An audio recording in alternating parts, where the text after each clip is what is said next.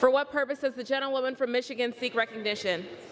Madam Speaker, I claim time in opposition. The gentlewoman is recognized for 5 minutes.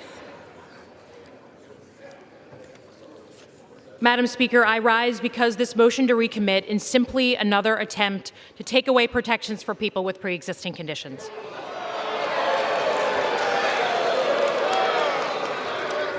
Madam Speaker, at face value, the amendment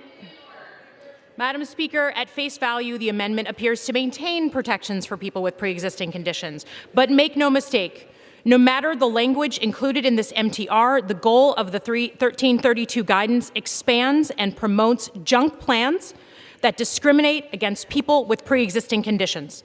These plans also make comprehensive coverage for people with pre-existing conditions more expensive. It is not enough to say, my colleagues, that you protect pre-existing condition. It is what happens on the ground that matters. If my colleagues are serious about protecting Americans with pre-existing conditions, I urge them to oppose this amendment, support the underlying bill, and join us in doing what the American public has made very clear they want. While members of the other party may claim they are ready to work to protect individuals, their actions tell a different story. 2 years ago, exactly this week, most House Republicans voted overwhelmingly for a bill that would have gutted the ACA and weakened protections for people with pre-existing conditions.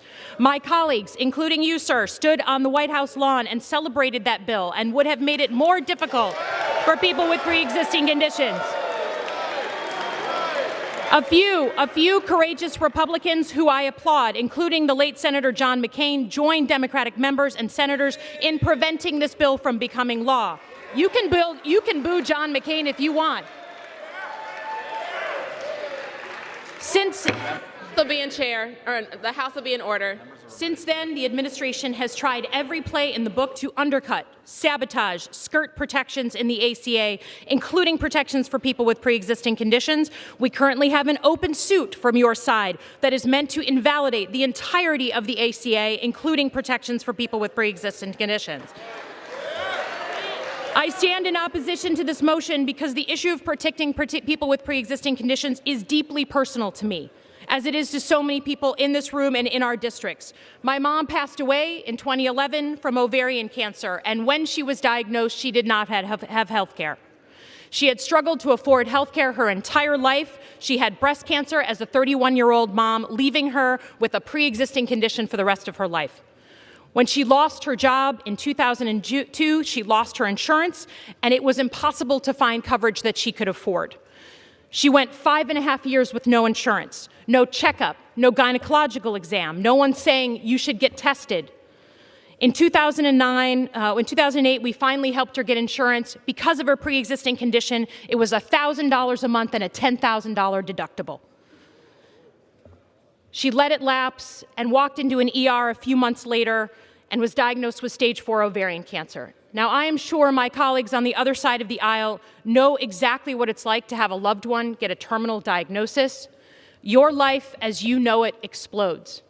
And that same week and that same month that my life was exploding was the same week and the same month that I spent filing the paperwork for my mom to declare bankruptcy. So no one should be gouged because they happen to be born with a pre-existing condition. We have evolved as a country, as a nation, to see that, and I urge my colleagues to evolve as well. Madam Speaker, in my district, protecting people with pre-existing conditions is not a Democratic or Republican issue. It is what people of all political backgrounds are demanding of us as their representatives. That is our mission.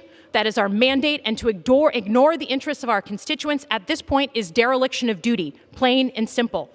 I urge my colleagues to join me in opposing this amendment that would hurt people like my mom. To my colleagues across the aisle, do the right thing, put people before politics, vote against this amendment.